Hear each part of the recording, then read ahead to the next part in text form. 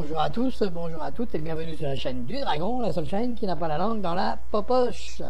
Aujourd'hui, nous allons parler de Terre Creuse et bien sûr d'Agartha, du royaume d'Agartha. Alors, peut-on y croire?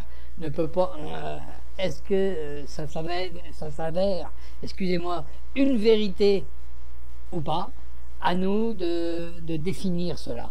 Et voyons voir un petit peu si nous pouvons trouver dans cette vidéo, et moi dans mes propres recherches, qui ont été assez poussées quand même, est-ce qu'il y a une vérité ou pas, Vous allez voir que ça porte quand même, avec l'esprit ouvert, on pourrait y croire, et c'est vrai que quelque part il y a quelque chose qui me dit que même si elle n'est pas creuse, même si elle est pleine, même s'il y a quand même quelque chose.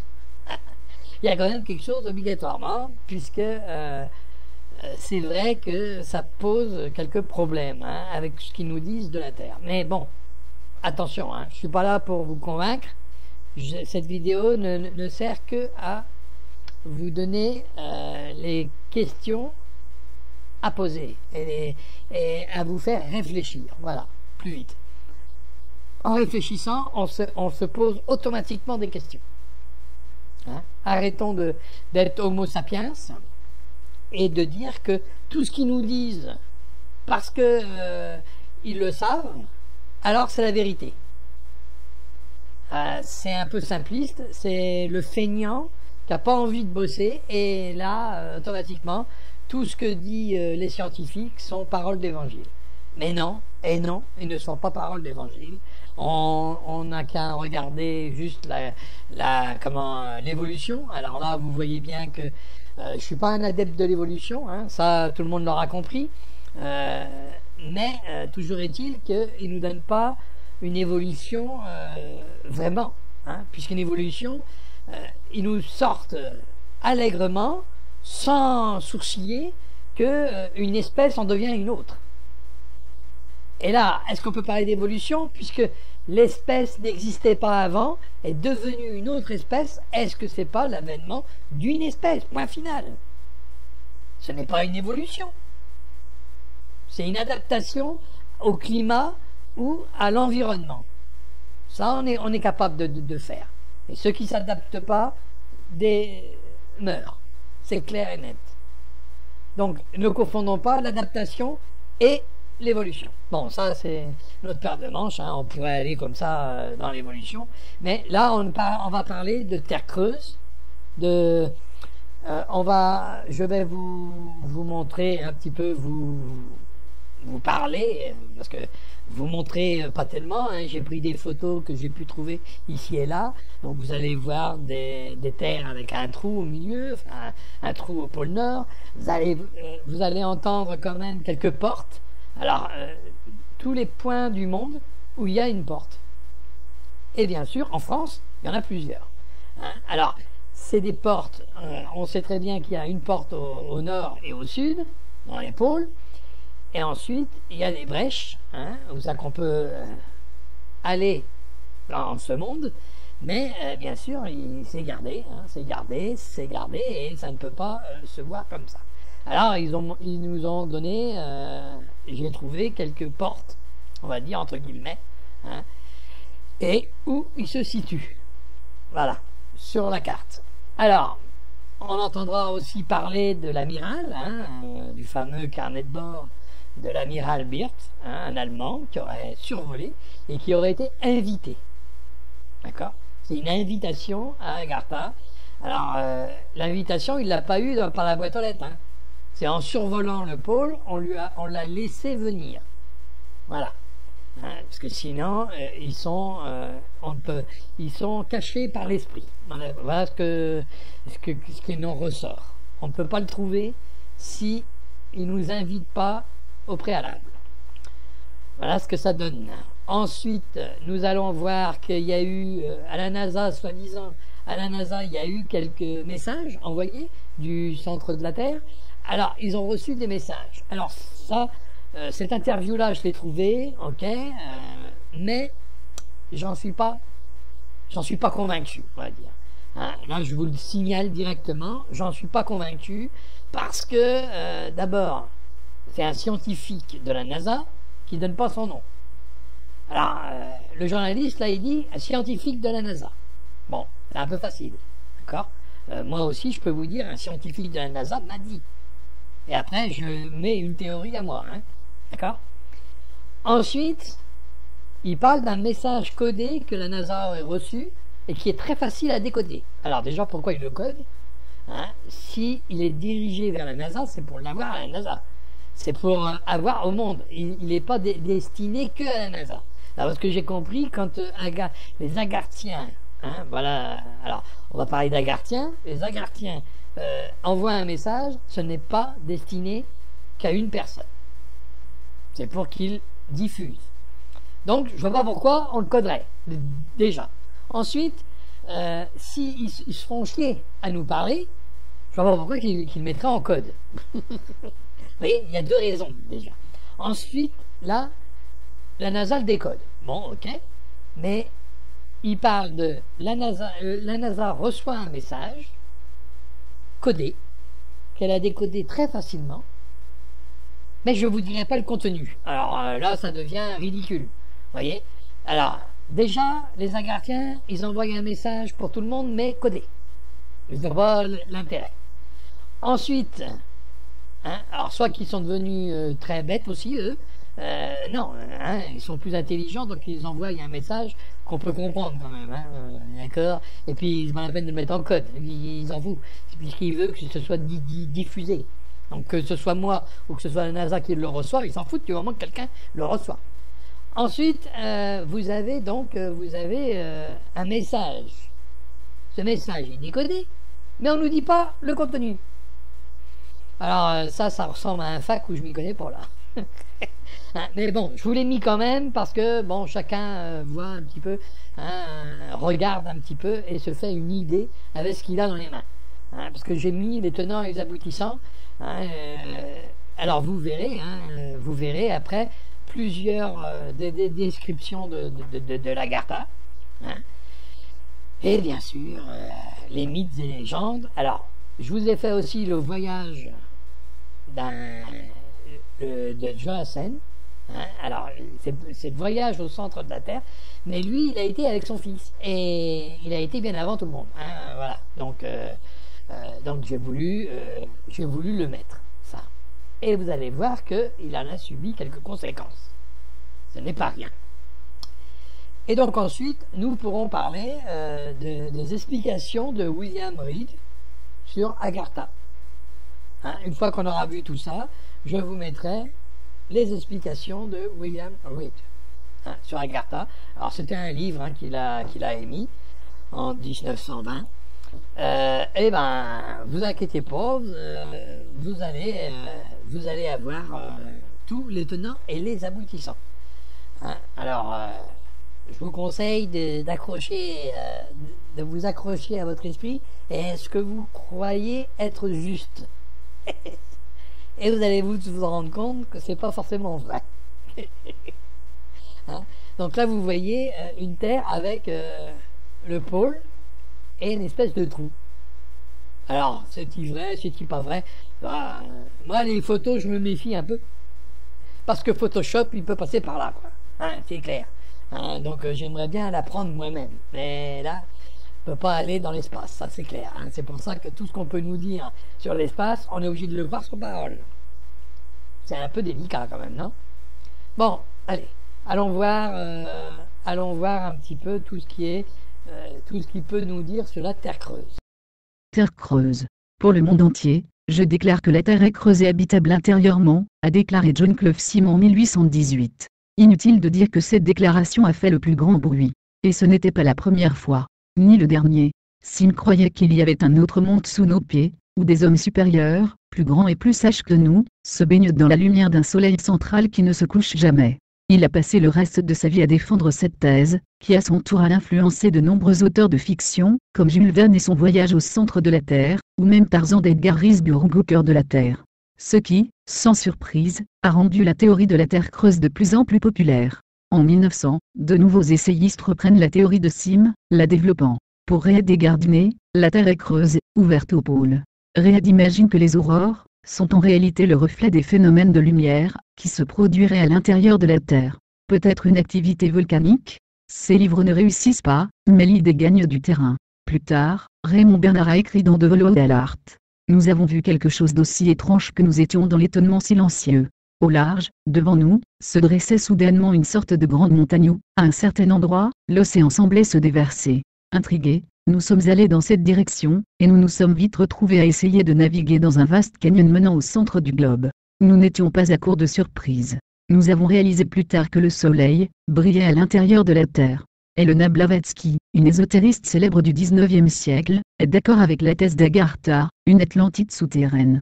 Ce monde souterrain n'est pas identique à la Terre creuse, mais il rend l'hypothèse encore plus attrayante. La scène est mise, la Terre est une sphère creuse avec deux ouvertures au pôle, et en son centre un soleil brillant qui ne se cache pas. Ce soleil intérieur maintient dans un climat doux et agréable, quelle lumière spéciale étend beaucoup la vie des gens. Parce qu'il y a des habitants, des êtres plus beaux et plus forts que nous, ayant une durée de vie beaucoup plus longue que la nôtre. Les êtres peuvent être appelés dieux. Cela nous rappelle quelque chose. Voyons voir. En parcourant la mythologie grecque, l'histoire émerge d'Urano, qui se réfugie dans le monde souterrain. Mais pas seulement en Grèce. Dans la mythologie celtique, les Tuatha se réfugient dans le monde souterrain de Cid. Dans la mythologie chrétienne, sous la terre et l'enfer où les damnés resteront pour l'éternité. Et dans la mythologie sumérienne, Enki le dieu créateur, fatigué de ses affrontements continue avec son frère Enlil, à quitter la surface à Enlil, qui est devenu l'administrateur, en sumérien le Saddam, ou Satan. Et Enki Dieu, où est-il allé? Il a rejoint l'Abzu. Selon les Sumériens, toutes les planètes sont creuses et leur espace intérieur est appelé Abzu. Une telle part entre le monde supérieur et le monde en bas est identiquement trouvée dans les mythologies égyptiennes et grecques, ainsi que dans la mythologie romaine de l'Inferno. Souverain du monde, dieu civilisateur Osiris, a enseigné aux Égyptiens la loi, l'agriculture et le respect de la religion. Mais sa popularité auprès de ses sujets, provoquant la jalousie de son frère Seth. Il tue Osiris, le démon Bré, et a dispersé les morceaux à travers le pays. Isis, sœur et épouse d'Osiris, rassemble ce qui reste de son mari et, avec ses incantations, parvient à le ressusciter. Alors qu'est ce qui est conçu Horus, qui a vengé la mort de son père, et qui régnera longtemps sur la terre d'Égypte, ou celle de l'Atlantide. Quant à Osiris, il rejoignit le monde souterrain et où il devint le maître du royaume des morts, et le juge des âmes des morts. En Grèce, après la victoire sur Cronos, Zeus domine la terre, Poséidon domine la mer, Hadès et Héphaïstos dominent l'enfer et le monde souterrain. La présence de ce monde sous nos pieds est définitivement récurrente dans de nombreuses traditions. Tous ces gens auraient eu tort, stupides ou naïfs? Nous ne sommes ni les meilleurs ni les premiers à penser. Les Mayas sont censés être le gardien des souterrains creusés, il y a des millénaires par des machines inconnues. Ces tunnels traversent l'Amérique latine, et étendent leurs ramifications du golfe du Mexique à l'Antarctique. Je crois que les mythes sont la volonté des dieux, dans n'importe quel mythe, rien n'est inutile. Même une légende aussi incroyable mérite d'être prise au sérieux. Description du royaume d'Agartha. La capitale de ce royaume est Shambhala. Cette croyance est très liée au monde du bouddhisme, mais on la retrouve aussi dans le folklore du Tibet, de la Mongolie, de la Chine, de la Russie, du Turkestan, du Cachemire, de la Perse, de la France, de l'Allemagne. Il conserverait en son sein des bibliothèques d'archives des savoirs perdus des légendaires continents engloutis de l'Atlantide et de la Lémurie, serait le refuge des hommes éclaircités dans le Jukurpa des aborigènes australiens et la cosmologie Mohawk, mais aussi des civilisations disparues des Mayas et des Aztèques, ainsi que leurs trésors cachés avant l'arrivée des conquistadors. Le royaume de l'Agartha est aussi à la base de la théorie des partisans de la Terre creuse, affirmant que l'intérieur de la Terre n'est pas uniquement composé de matière solide, mais aussi d'océans, de masses de terre auxquelles on peut accéder par des entrées présentes au pôle Nord comme au pôle Sud, ou à travers de profondes failles à la surface de la planète. Les créatures qui habitent à l'intérieur des planètes vivent bien plus longtemps, et dans des conditions bien plus faciles que celles qui restent plongées dans la dualité externe des jours et des nuits, des hivers et des étés, du chaud et du froid. Ceci s'explique d'ailleurs facilement à la lumière d'une loi élémentaire de la dynamique. Lorsqu'un corps orbite autour d'un autre corps de masse plus importante, sa périphérie est naturellement soumise à une force centrifuge, génératrice d'instabilité et de turbulence, alors que sous l'effet gravitationnel inverse appelé force centripète, son centre demeure continuellement en position de stabilité et d'équilibre. On situe traditionnellement quelques entrées supposées du royaume d'Agartha, qui sont basées, entre autres, sur les croyances bouddhistes, dans les endroits suivants. Culva de l'Ostéo, Équateur. Désert de Gobi, Mongolie. Grotte de la Sibylle de Colchide, Mont Atlas, Géorgie. Grotte de la Sibylle de Cume près de Naples, Italie. Chute d'Iguaçu, Brésil. Mammoth Cave, Kentucky, États-Unis. Meno, Brésil, Mato, Grosso, Brésil. Mont Epomo, Italie. Pôle Nord et pôle Sud. Pyramide de Khéops, Égypte. Uluru, Yéroc, Australie. Toujours selon la théorie, c'est la raison pour laquelle les êtres, les plus évolués des différents systèmes planétaires de notre galaxie, ont naturellement tendance à élire résidence à l'intérieur des planètes, plutôt que sur leur surface externe. Aujourd'hui, un peuple vivrait donc sous la Terre, dans le royaume d'Agartha. Les entrées étant bouchées et cachées, comme les entrées des pôles demeuraient longtemps sans aucune protection, en raison du climat glacial, et de l'environnement hostile qui règne sur la banquise, et qui permettait jusqu'à l'avènement des nouvelles technologies industrielles de maintenir naturellement ces deux ouvertures à l'abri d'expéditions d'aventuriers ou de militaires, sont aujourd'hui soigneusement protégées par de puissants blindages électromagnétiques qui empêchent désormais les drones, avions furtifs et autres satellites espions d'identifier l'emplacement exact de ces portes. Des récits font état de plusieurs accès retrouvés fortuitement, ou formellement situés, donnant accès à différentes versions de l'Agartha. On retrouve ces légendes dans des provinces très éloignées les unes des autres comme Abu-Garach, Aude, la Haute-Loire, Pradelles, l'Ariège, Miglo, le massif du Pilat, Annonay, la Bourgogne, la Savoie, le Bourget du Lac, l'Ardèche, Saint-Pierreville, les Alpes-Maritimes, Félicon, la Provence, plateau du Clancey, Beau-de-Provence, les Cévennes, le Temple, pour citer seulement les plus connus. La surprise est parfois, d'autant plus grande que ces récits merveilleux, sont minutieusement relatés par des personnes, n'ayant aucune notion de ce que sont l'Atlantide, l'Agartha et leur mythe essentiel. Les villes capitales. Posi, avant-poste primaire de l'Atlantide, située sous la région des plaines du Mato Grosso, au Brésil. Population égale à 1,3 million. Chonche, refuge de la culture uighur, une section de la Lémurie qui a choisi de former sa propre colonie il y a 50 000 ans. L'entrée est gardée par une lamaserie himalayenne. Population égale à 3/4 million. Rama, vestige de la ville extérieure de Rama, en Inde située près de Jaipur. Ses habitants sont reconnus pour leur trait hindou classique. Population égale à 1 million. Xinhua, vestige de la migration nordique d'Uighurs, située près de la frontière de la Mongolie, et de la Chine avec une petite ville secondaire dans le mont Lessan, en Californie.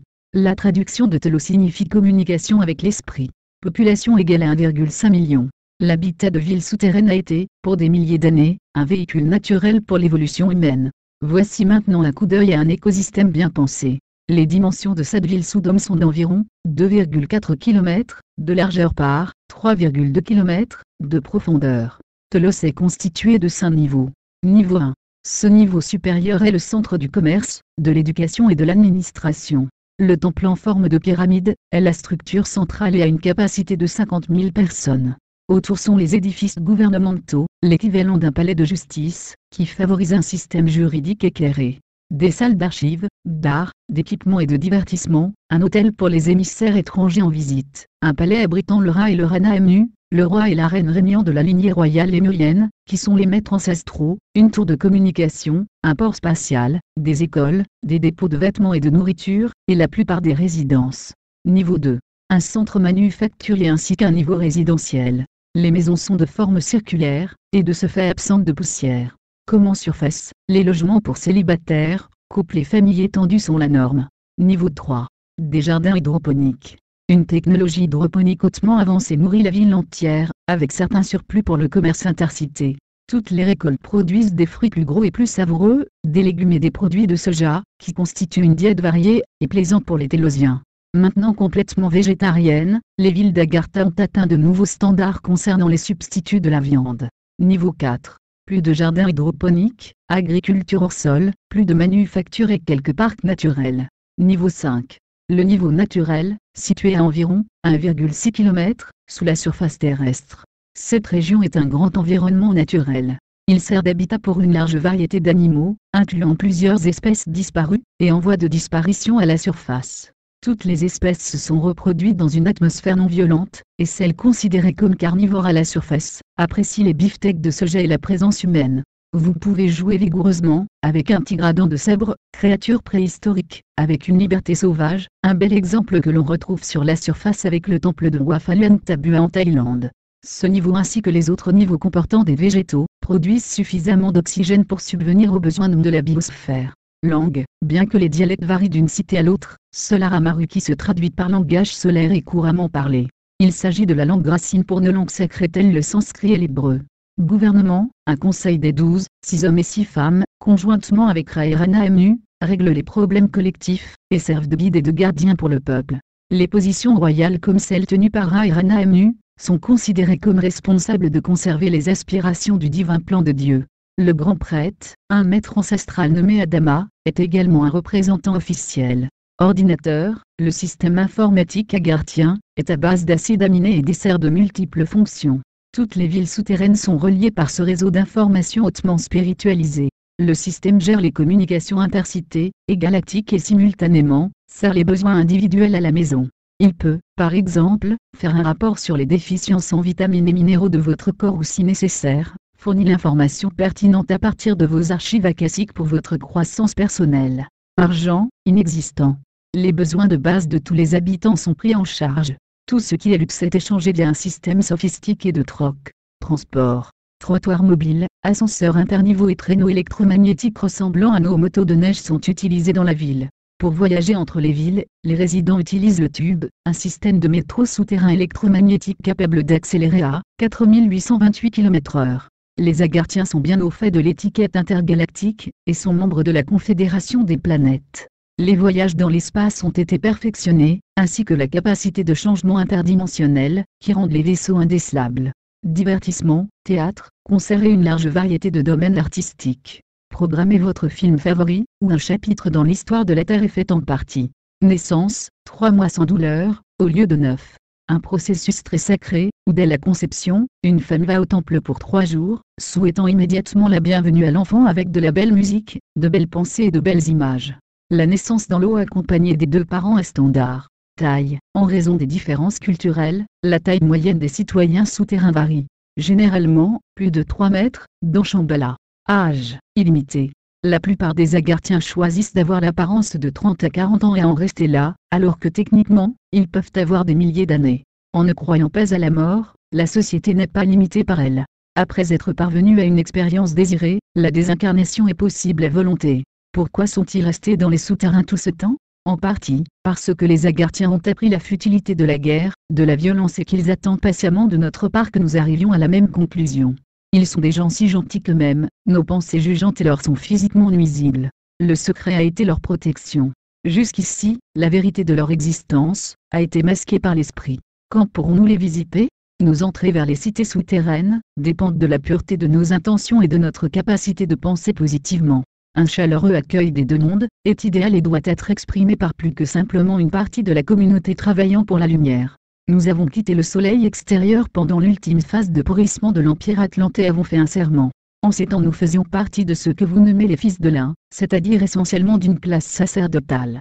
Nous avons donc prononcé un serment, celui de ne plus nous mêler à un monde d'où nous savions que les forces de destruction réapparaîtraient un jour ou l'autre. Notre engagement fut tel qu'il s'est enraciné dans notre être profond, et qu'il demeure encore la racine de notre karma. Ils n'ont pas le droit de remonter à la surface de la Terre, car cela signifierait une intervention directe dans l'évolution des êtres et des sociétés. Il s'agit ici, du respect du libre arbitre. Depuis des millénaires, et surtout actuellement, d'innombrables contacts sont établis entre certains hommes de l'extérieur, essentiellement des chefs d'État, et nous-mêmes. Nous ne dirons pas en vain mais presque, pourtant cela devait être ainsi. Notre but ultime, et nous savons qu'il se réalisera, réside dans l'élaboration d'un seul gouvernement mondial, l'âge d'or. Ce gouvernement ne ressemblera à aucun de ceux que l'on est en mesure de concevoir aujourd'hui sur Terre. L'esprit le plus idéaliste, ne parviendrait à en saisir qu'une image déformée. Nous vous l'affirmons, il y aura moins de points communs entre ceux que l'on appelle à tort, les hommes de la préhistoire et vos contemporains qu'entre ces derniers, et l'être des sociétés à venir. Les Agarthiens sont ainsi des millions répartis sous la surface du globe. Il y a près de 12 000 ans qu'ils ont investi cet univers de roches. Ce sont des humains qui n'ont pas voulu vivre le déluge et ses conséquences. La fraternité galactique entretient, depuis des millénaires, des relations très suivies avec les peuples de l'Agartha. Leur civilisation présente de multiples analogies, et partage les mêmes préoccupations à l'égard des terriens. Et les Agarthiens possèdent, aussi, des vaisseaux capables de se déplacer à travers les mondes. Votre Terre est creuse, vous le savez, creuse comme le sont toutes les planètes du système solaire. La Terre vous suggère en certaines contrées la grande flamme de son cœur. Elle a fait s'élancer vers les cieux, comme le lotus flamboyant est tel, un baiser d'union avec ce qui est en haut. Cette flamme ou plutôt ces flammes, sont les aurores boréales ou australes. C'est la radiation cristalline du soleil intérieur enclos dans le grand être qui nous porte tous et qui jaillit par les pôles. C'est aussi une source vitale éthérique, dont vous ne pouvez avoir idée. L'heure ne se présente pas encore d'éludée pour l'homme, la totalité des mystères de l'Agartha et du continent central. Nous refusons de précipiter ce temps pour la sauvegarde de la majorité des consciences immatures. Vos gouvernements s'y refusent aussi, bien que partiellement informés, pour la sauvegarde de leur vision du pouvoir. Voyage à l'intérieur de la Terre, en 1829, par Olav Jansson. Olav Jansson est un Norvégien, né en 1811 dans la petite ville russe de Marindulé à bord, sur la côte orientale du golfe de Bothnia, le bras du nord de la mer Baltique. Il n'y avait pas un seul homme à bord, qui n'aurait pas mesuré pleinement, 3,67 mètres, de hauteur. Ils portaient tous de pleines barbes, pas particulièrement longues, mais apparemment coupées très court. Ils avaient des visages doux et beaux, extrêmement honnêtes, avec un teint rougeâtre. Les cheveux et la barbe certains étaient noirs, et d'autres d'un blond roux et encore d'autres étaient jaunes. Le capitaine, ainsi que nous avions désigné le dignitaire qui commandait le grand navire, dépassait aisément d'une tête n'importe quel de ses compagnons. Les femmes mesuraient en moyenne de 3,05 m à 3,35 m de hauteur. Leurs traits étaient particulièrement réguliers et raffinés, tandis que leur aspect présentait un teint des plus délicats. Sont pourvus d'une santé resplendissante. Ils étaient richement vêtus d'un propre costume particulier et très séduisant. Les hommes étaient habillés dans des tuniques élégamment brodées de soie et de satin et ceintes à la taille. Ils portaient une culotte qui finissait aux genoux, et des bas d'une texture raffinée, tandis que leurs pieds étaient chaussés de sandales ornées de boucles d'or. Les hommes et les femmes, ensemble semblaient posséder cette aisance particulière dans leur manière que nous considérons, comme un signe de bonne éducation et, malgré leur stature géante, il n'y avait rien chez eux qui pouvait suggérer la gaucherie. Alors que j'étais garçon dans ma 19e année, j'ai été, sans aucun doute considéré comme un vrai tempousse. Les 1,92 m de mon père ne plaçaient pas sa tête au-dessus de la ceinture de ses gens. Je n'ai jamais vu un tel étalage d'or. Il y en avait partout.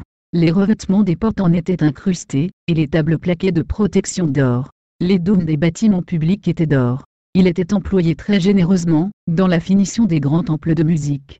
La végétation poussait avec une prodigue exubérance, et des fruits de toutes les sortes, avaient une saveur des plus délicates. Les grappes de raisin de 4 et 5 pieds de longueur, chaque raisin aussi gros qu'une orange, et des pommes plus grands que la tête d'un homme, caractérisaient la merveilleuse croissance de toutes les choses à l'intérieur de la terre. Les gens ont des goûts musicaux très poussés, et sont à un degré remarquable versés dans les arts et sciences, particulièrement la géométrie et l'astronomie. Leurs villes sont équipées d'énormes palais de musique, où souvent pas moins de 25 000 voix vigoureuses de ce peuple de géants, résonnent en avant dans des chœurs puissants exécutant des symphonies les plus sublimes. Tous les bâtiments sont érigés avec une considération spéciale privilégiant la force, la durée, la beauté et la symétrie, avec un style architectural, qui attire souverainement l'œil de chacun que je n'ai jamais observé ailleurs. Environ les 3/4 de la surface intérieure, est formée de terre et le dernier quart est formé d'eau. Il y a de nombreux fleuves de taille énorme, quelques-uns se dirigeant vers le nord et d'autres vers le sud. Que ce soit à l'intérieur des montagnes ou le long du bord de mer, nous avons trouvé une vie abondante d'oiseaux. Quand ils étendent leurs grandes ailes, certains des oiseaux semblaient mesurer 9,04 m de large. Ils sont d'une grande variété et très colorés. On nous a permis de monter sur le bord d'une roche, et d'examiner un nid d'œufs. Il y en avait 5. Dans le nid, dont chacun était au moins de 61 cm, dans la longueur, 38 cm, de diamètre. Nous avons appris que les hommes ne se mariaient pas avant qu'ils aient atteint la période d'âge allant de 75 à 100 ans, et que l'âge auquel les femmes convolaient était légèrement inférieur et que des hommes et des femmes vivent fréquemment de 600 à 800 ans, et dans quelques cas beaucoup plus. J'ai depuis découvert que la langue des gens du monde intérieur s'apparente beaucoup au sanskrit. Un jour un représentant du dirigeant de l'Éden est venu pour nous voir et pendant 2 jours entiers, mon père et moi-même avons subi l'épreuve d'une série de questions étonnantes. Ils ont voulu savoir d'où nous venions, quelle sorte de gens y demeuraient, quel Dieu nous adorions, nos croyances religieuses, le mode de vie de notre terre étrange et mille d'autres choses. La surprise de mon père et de moi-même fut indescriptible quand, en traversant la majestueuse magnificence d'un hall spacieux, nous avons été finalement conduits devant le très grand prêtre, régnant sur toute la région. Il était richement vêtu et beaucoup plus grand que ceux qui se trouvaient autour de lui et il ne pouvait pas avoir moins de 4,26 m ou 4,57 m de haut. La pièce immense, dans laquelle nous avons été reçus, semblait être constituée finement de solides blocs d'or abondamment incrustés de bijoux d'une étonnante brillance. J'avais 19 ans quand nous avons entrepris, ce qui s'est avéré être notre dernier voyage en tant que pêcheur et qui a abouti à l'histoire étrange, qui devra être révélée au monde, mais pas avant que je sois arrivé à la fin de mon pèlerinage terrestre. Je n'ose pas permettre que les faits que je connais soient publiés de mon vivant par crainte que je subisse davantage d'humiliation, d'emprisonnement et de souffrance. Tout d'abord, j'ai été mis au fer par le capitaine du navire baleinier, qui m'a sauvé de la noyade, pour la seule raison que je lui avais parlé des merveilleuses découvertes faites par mon père et moi-même.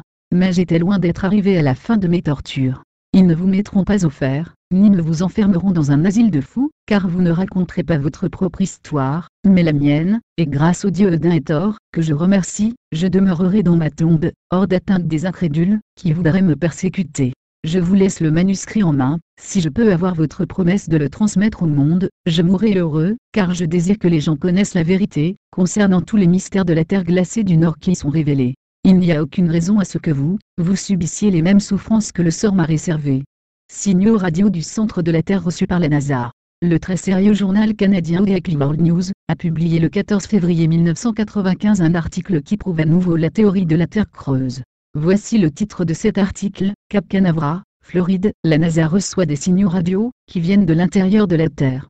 Des experts pensent que ces signaux sont émis par une forme de vie intelligente et très développée. Un haut responsable de la NASA qui ne veut pas dire son nom, affirme dans l'article qu'il existe sous terre des êtres qui cherchent à entrer en communication avec nous, quels qu'ils soient, dit-il. Il dispose d'une technologie qui est capable d'envoyer des signaux à travers l'écorce terrestre, et des centaines de kilomètres de terre et de roches. Des scientifiques auraient perçu les premiers signaux, le 30 octobre 1994, grâce à des satellites très sensibles.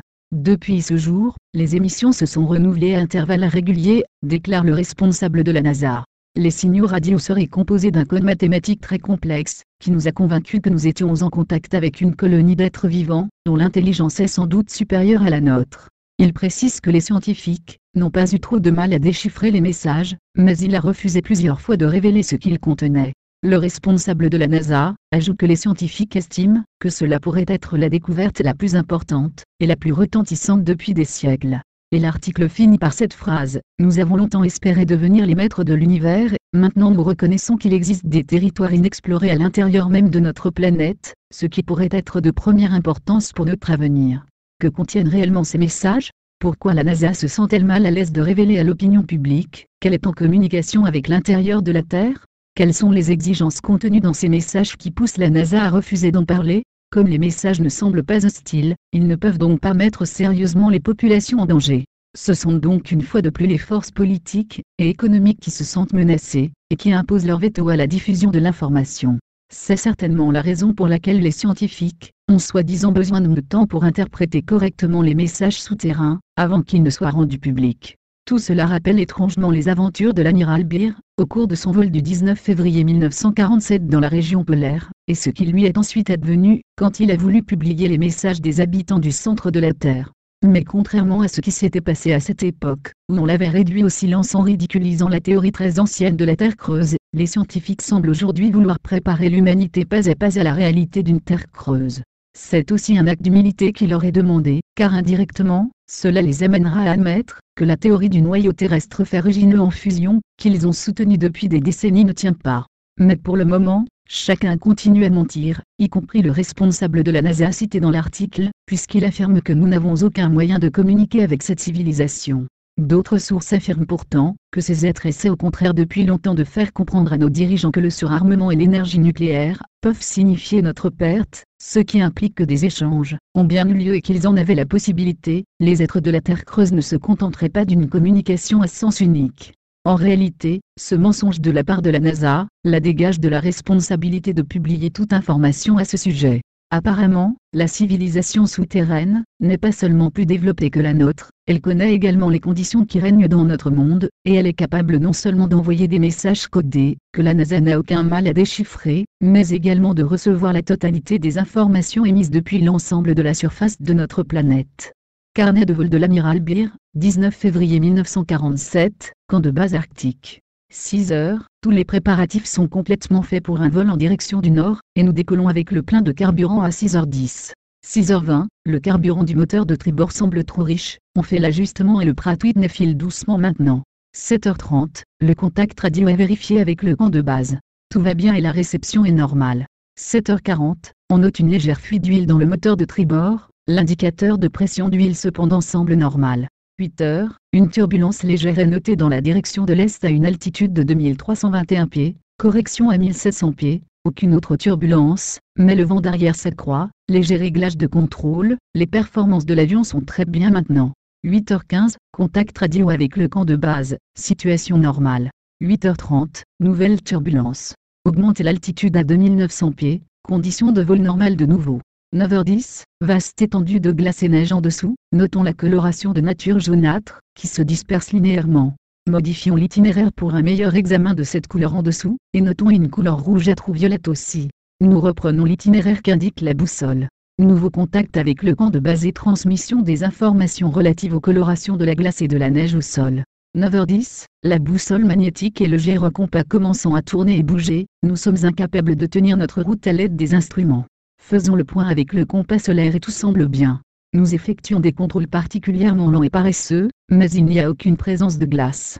9h15, au loin apparaissent ce qui semble être des montagnes. 9h49, après 29 minutes de vol, notre première impression se confirme, ce sont bien des montagnes et pas une illusion. C'est une petite chaîne de montagnes, que je n'ai jamais vue auparavant. 9h55, l'altitude change pour arriver à 2950 pieds, nous rencontrons de fortes turbulences à nouveau. 10h, nous passons au-dessus de la petite chaîne de montagnes, et nous sommes toujours en direction du nord apparemment, au meilleur de notre connaissance. Au-delà de la chaîne de montagnes, apparaît une vallée avec un petit fleuve, ou rivière se dirigeant vers le centre de la vallée. Il ne devrait pas y avoir de vallée verte en dessous. Quelque chose est définitivement faux ou anormal ici. Nous ne devrions survoler que glace et neige. À bâbord, on voit de grands massifs forestiers le long des pentes montagneuses. Nos instruments de navigation tournoient encore, le gyroscope oscille d'arrière en avant. 10h05, je modifie l'altitude jusqu'à 1400 pieds, et j'exécute une boucle serrée vers la gauche, afin de mieux examiner la vallée en dessous. Elle est verte avec soit de la mousse, ou soit une sorte d'herbe très dense. La lumière semble différente ici. Je ne peux plus voir le soleil. Nous faisons une autre boucle à gauche, et nous repérons ce qui semble être une sorte de grand animal en dessous de nous. On dirait un éléphant. Non, ça ressemble à un mammouth. C'est incroyable. Cependant c'en est bien un. Nous descendons jusqu'à 1000 pieds, et prenons les jumelles pour mieux examiner l'animal. Nous confirmons définitivement que l'animal est bien un mammouth. Nous communiquons cela au camp de base. 10h30, nous rencontrons des collines mouvantes vertes maintenant. Le thermomètre extérieur donne 74 degrés F, 23,3 degrés Celsius. Nous poursuivons la route en avant. Les instruments de navigation semblent maintenant normaux. Leur mouvement m'intrigue. On essaie de contacter le camp de base. La radio est muette. 11h30, la campagne en dessous est plus nivelée et normale, si je peux employer ce mot. En avant nous percevons ce qui semble être une ville. C'est impossible. L'avion semble léger et bizarrement flottant. Les contrôles refusent de fonctionner. Mon Dieu. Hors bâbord et à tribord apparaît un étrange type d'avion.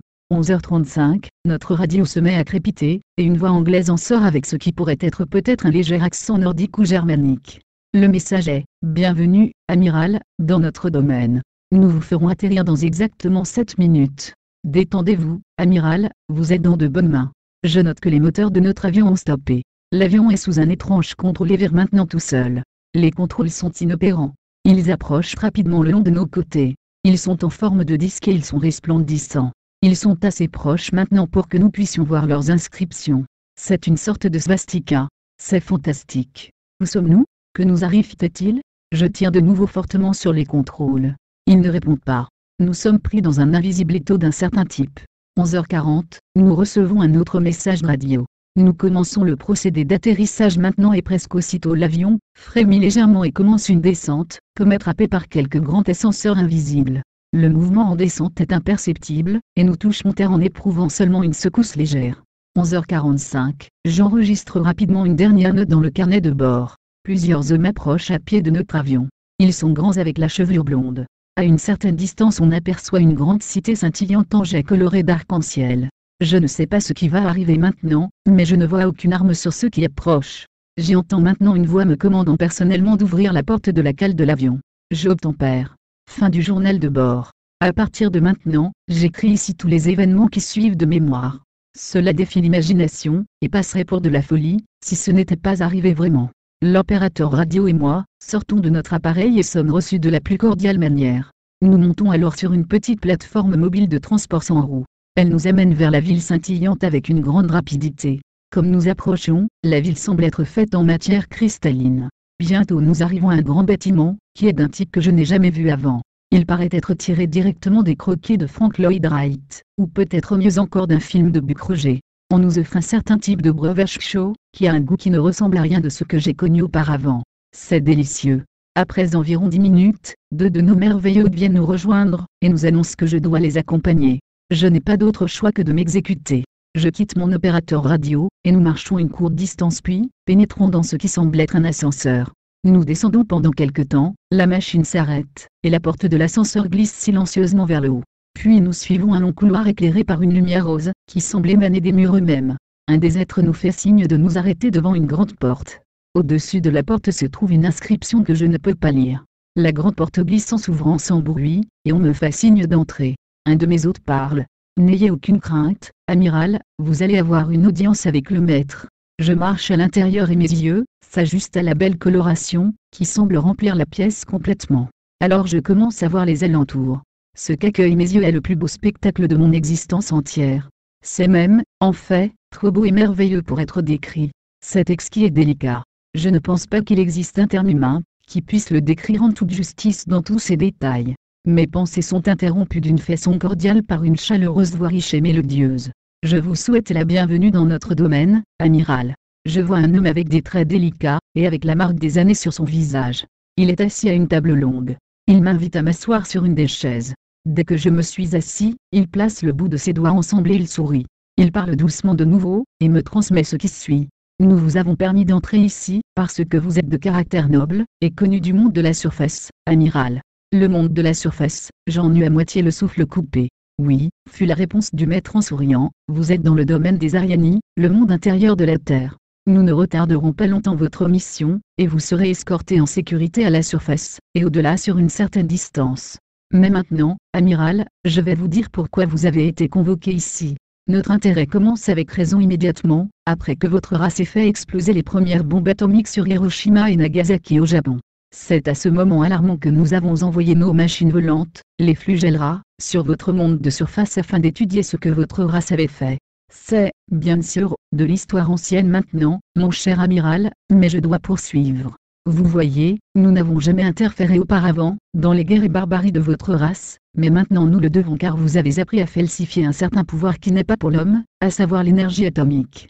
Nos émissaires ont déjà livré des messages aux puissances de votre monde, et cependant elles n'en tiennent pas compte. Maintenant vous avez été choisi pour attester que notre monde existe. Vous voyez amiral, notre culture et notre science, sont en avance de plusieurs milliers d'années sur celle de votre race. Je l'interrompis, mais qu'ai-je à voir avec tout cela, monsieur ? Les yeux du maître semblèrent pénétrer profondément mon esprit, et après m'avoir analysé pendant un moment il répondit, votre race a maintenant atteint le point de non-retour, car il y a ceux parmi vous qui seraient prêts à détruire votre propre monde plutôt que d'abandonner leur prétendu pouvoir. J'acquiesçai, et le maître continua. En 1945 et par la suite, nous avons essayé de contacter votre race, mais nos efforts n'ont rencontré qu'hostilité et nos Fulgellera furent mitraillés. Oui, et même poursuivis avec malice et animosité par vos avions de combat. Aussi, je vous le dis mon fils, il y a un grand orage se concentrant sur votre monde, une fureur noire qui ne s'épuisera pas pendant de nombreuses années, il n'y aura aucune protection de la part de votre science. Cette fureur fera possiblement rage jusqu'à ce que chaque fleur de votre culture soit piétinée, et que toute chose humaine soit plongée dans un vaste chaos. Votre récente guerre n'était seulement qu'un prélude à ce qui doit encore advenir à votre race. Nous ici voyons cela plus clairement d'heure en heure. Pensez-vous que je me trompe ? Non, répondis-je, c'est arrivé déjà autrefois que ces sombres périodes viennent et subsistent pendant plus de 5 années. Oui mon fils, répondit le maître, les périodes sombres qui viendront maintenant, pour votre race couvriront la terre comme un drap mortuaire, mais je crois qu'une certaine partie de votre race traversera cet orage, après cela, je ne peux pas dire. Nous voyons, dans un avenir très loin, un nouveau monde renaissant des ruines de votre race, cherchant ces trésors perdus et légendaires et qui seront ici, mon fils, grâce à notre sauvegarde. Quand ce temps arrivera, nous viendrons à nouveau aider votre culture et votre race à revivre. Peut-être, d'ici là, aurez-vous appris la futilité de la guerre et de ses conflits. Et après ce temps, une partie de votre culture et de votre science, vous sera rendue afin que votre race recommence à nouveau. Vous, mon fils, devez retrouver le monde de la surface pour lui confier ce message. Après ces derniers mots, notre réunion sembla arriver à son terme. Je restai un moment comme dans un rêve. Mais, pourtant, je savais que tout cela était la réalité et pour une raison étrange. Je m'inclinai légèrement, soit par respect ou soit par humilité, je ne saurais le dire. Soudainement, je pris conscience que les deux hôtes magnifiques, qui m'avaient amené ici se tenaient de nouveau à mes côtés. Par ici, amiral, m'indiqua l'un d'eux. Je me retournai une fois de plus avant de partir, et regardai en arrière vers le maître. Un sourire doux était gravé sur son visage ancien et délicat. Adieu mon fils, dit-il, puis de cette très belle main fine, il fit un geste de paix et notre réunion fut véritablement terminée. Rapidement, on me raccompagna jusqu'à la grande porte d'entrée de l'appartement du maître et une fois de plus, nous pénétrâmes dans l'ascenseur. La porte glissa silencieusement vers là-bas et nous fûmes transportés immédiatement vers le haut. Un de mes hôtes parla à nouveau, nous devons maintenant faire vite, amiral, car le maître ne voudrait pas vous retarder plus longtemps, dans votre emploi du temps et vous devez retourner porter son message à votre peuple. Je ne dis rien. Tout cela était presque incroyable, et une fois de plus mes pensées furent interrompues quand nous nous arrêtâmes. J'entrai dans la pièce et retrouvai mon opérateur radio. Il avait une expression anxieuse sur son visage. Comme j'approchais, je lui dis « Tout va bien ?»« Oh oui, tout va bien. » Les deux êtres nous dirigèrent vers le véhicule de transfert qui nous attendait, nous y montâmes et arrivâmes rapidement à notre avion. Les moteurs tournaient au ralenti, et nous nous embarquâmes aussitôt. La situation semblait chargée d'un certain caractère d'urgence. Dès que la porte de la cale fut fermée, l'avion fut immédiatement soulevé par cette force invisible jusqu'à ce que nous atteignîmes une altitude de 2700 pieds. Deux appareils nous escortèrent sur une certaine distance, nous guidant sur notre chemin de retour. Je dois déclarer ici que notre indicateur de vitesse n'enregistra aucune information, bien que nous nous déplacions à une allure très rapide. Nouvelles entrées dans le journal de bord. 2h15, arrive alors un message radio, nous vous quittons maintenant amiral, vos appareils de contrôle sont libérés, au revoir. Nous restons un moment à regarder les flugelaires disparaître dans le ciel bleu pâle. L'avion soudainement plonge comme s'il était pris dans un étroit trou d'air pendant un moment. Nous réussissons rapidement à reprendre le contrôle. Nous ne parlons pas pendant un certain temps, chacun plongé dans ses pensées. 2h20, nous retrouvons à nouveau de vastes superficies de glace et neige, et sommes approximativement à 27 minutes du camp de base. Nous les appelons, ils répondent. Nous rapportons que toutes les conditions sont normales. Le camp de base exprime son soulagement pour le rétablissement du contact. 3h, nous atterrissons doucement au camp de base. J'ai une mission. Fin des entrées du journal de bord. Le 11 mars 1947, je viens d'assister à une réunion du personnel du Pentagone. J'ai fait une déclaration complète de ma découverte, et transmis le message du maître. Tout a été dûment enregistré. Le président a été averti.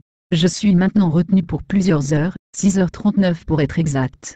Je suis interviewé spécifiquement, par les plus hautes autorités des forces de sécurité, et une équipe médicale toute une épreuve. Je suis placé sous strict contrôle via les dispositions de sécurité nationale de ces États-Unis d'Amérique. On m'ordonne de rester silencieux au sujet de tout ce que j'ai appris, au nom de l'humanité, incroyable. On me rappelle que je suis un militaire, et que je dois obéir aux ordres. Le 30 décembre 1956, entrée finale, ces quelques dernières années qui se sont écoulées depuis 1947 n'ont pas été faciles. J'inscris maintenant mes notes finales dans cet étrange carnet de vol. En le fermant, je dois dire que j'ai fidèlement gardé, toutes ces années cette affaire secrète, comme il m'a été ordonné.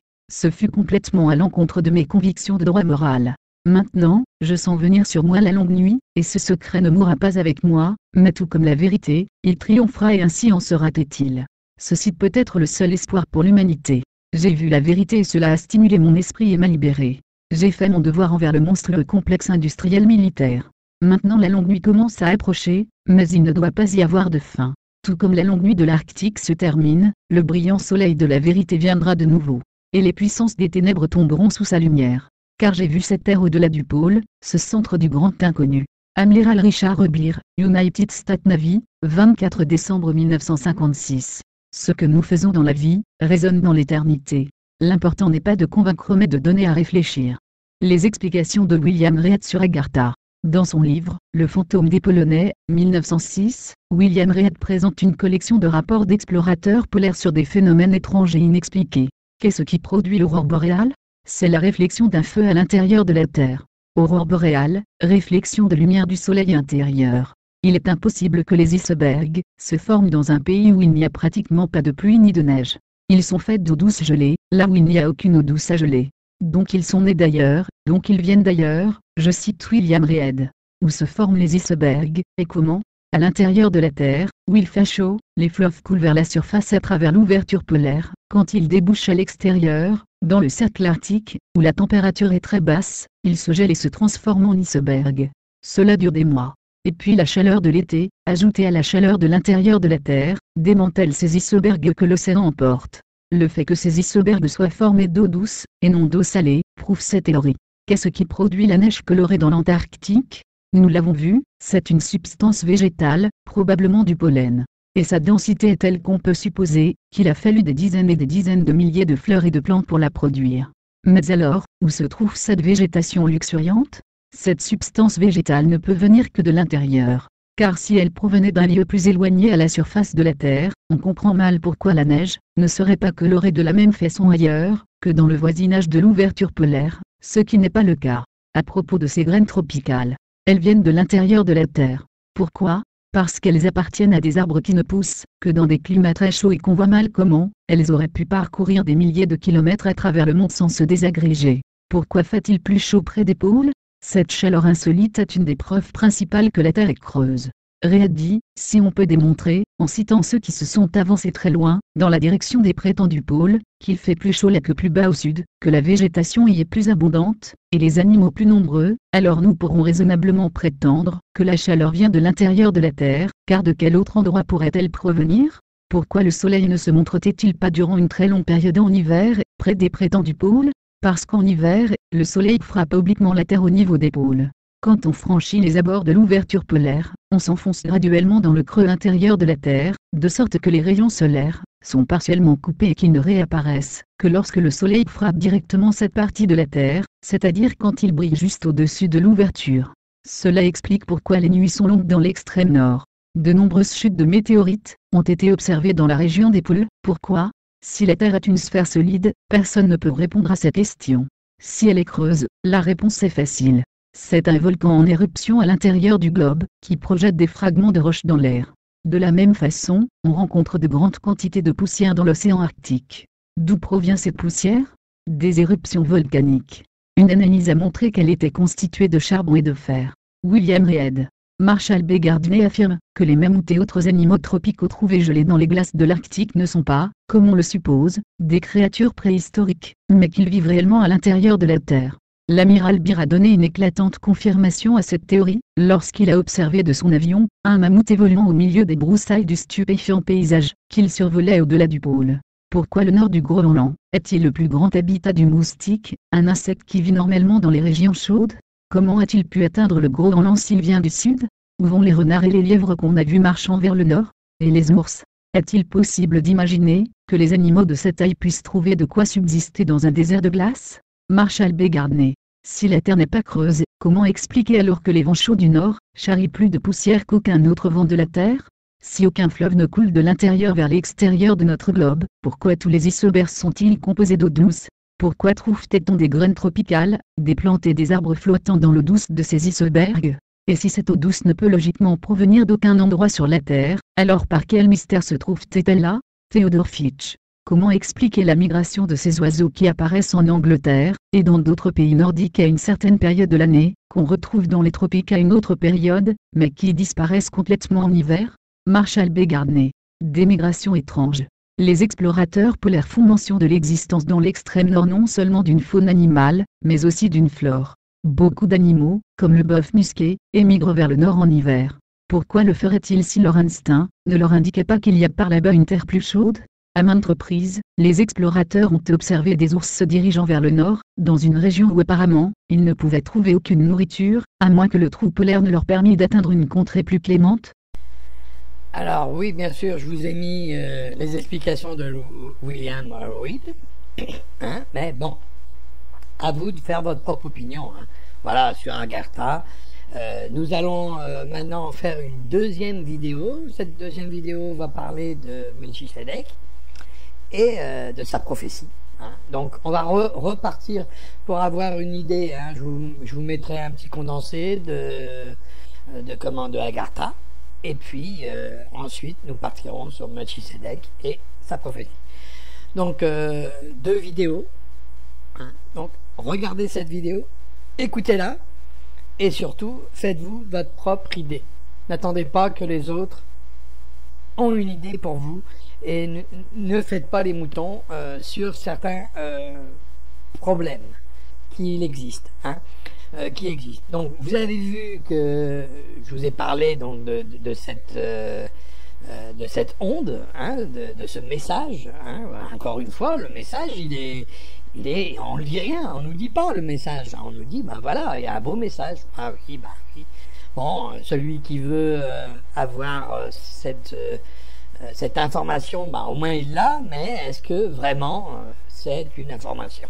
Voilà, donc ça c'est une chose.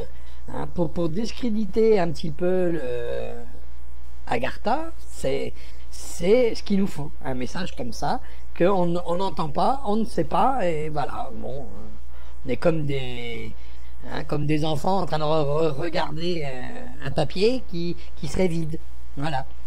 Hein, donc ça c'est une chose. Ensuite, bon, vous avez bien vu que le carnet de bord de l'amiral, il est assez détaillé, hein. C'est pas non plus un petit carnet de bord, hein. Bon, il faut savoir que c'est un militaire, donc automatiquement il sait ce que c'est un tableau de bord, un carnet de bord, excusez-moi. Et en plus, bon, vous avez bien vu qu'il peut faire pas mal de petites choses, hein, avec ça, hein. Donc il faut quand même faire attention à ce qu'on dit et à ce qu'on fait. Donc vous voyez bien que lui, il a quand même vu quelque chose, parce que ça ressemble un petit peu à ce fameux voyage, hein, que je vous ai mis. Alors ce voyage-là, pourquoi je vous l'ai mis?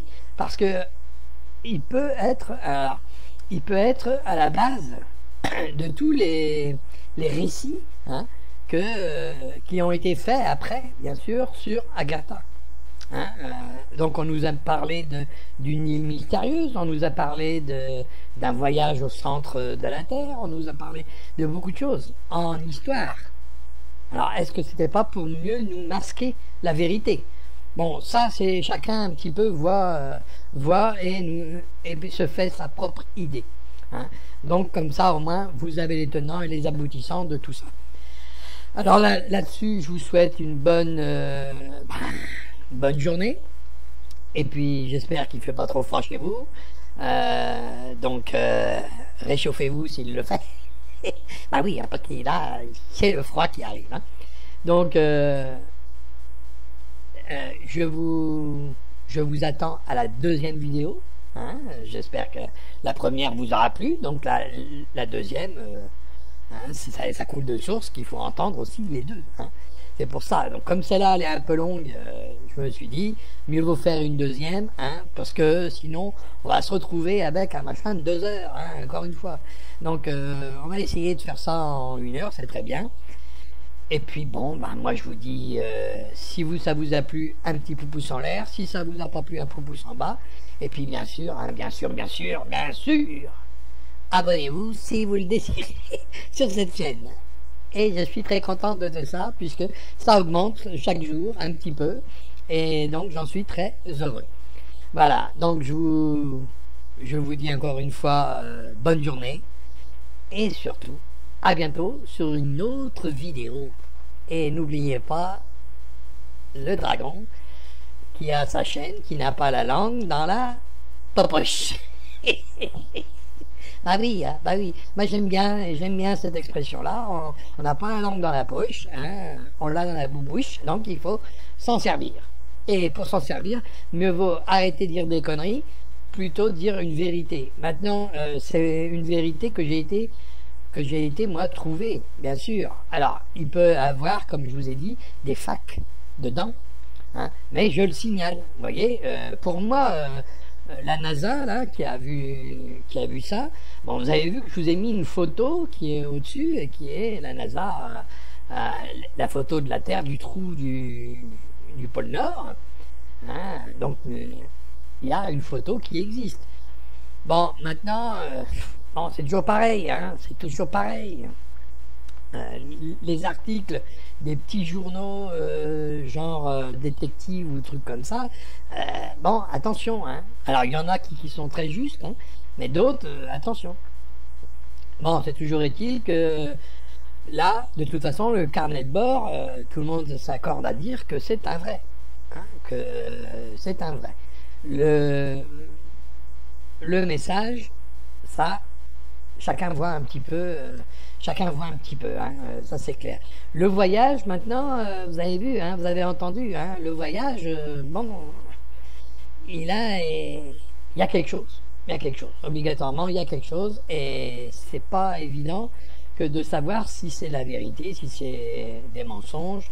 C'est facile de dire, ben ouais, il y a en 1900 ou en 1800 quelque chose, un homme du nom de, hein, comme il est mort et que c'est son fils qui l'a fait. Vous voyez, c'est délicat tout ça. Hein, délicat tout ça. Bon, c'était voulu, hein, et que c'était après sa mort que on divulguait le message, mais bon, toujours pareil, quand il n'y a pas d'interlocuteur, mais toujours est-il qu'il a quand même été enfermé, il a quand même... donc, est-ce que on nous cache pas une certaine vérité, hein, parce que mythes et légendes se recoupent, hein. Donc la deuxième vidéo, de toute façon, elle va éclairer un peu mieux pour Agartha, et ensuite pour...